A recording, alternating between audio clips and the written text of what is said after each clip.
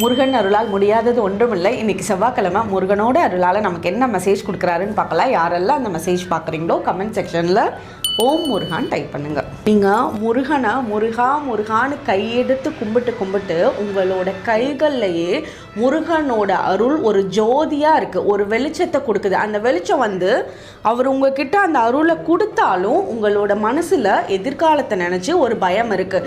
இப்போ ஒரு கையில் இந்த ஒரு விளக்கு தானே இருக்குது, இந்த ஒரு விளக்கை வச்சு 2 அடி தானே நம்ம எடுத்து வைக்க முடியும், 50 கிலோமீட்டருக்கு அந்த பக்கம் என்ன நடக்கும்னு தெரியலையேன்னு ஒரு பயம் இருக்குது. பட் முருகனோட மெசேஜ்லேருந்து நமக்கு என்ன கிளியராக இருக்குன்னா, நீங்கள் பயப்படவே வேணாம், அவர் கூட தான் இருக்காரு. ஒவ்வொரு அடி எடுத்து வைக்கிறதுலையும் ஒரு தெளிவையும் கிளாரிட்டியும் கொடுக்குறாரு. எந்த ஒரு குழப்ப நிலை இல்லாமல் உங்களோட வாழ்க்கையை ரொம்ப சீராக எடுத்துகிட்டு போயிட்டு இருக்கீங்க.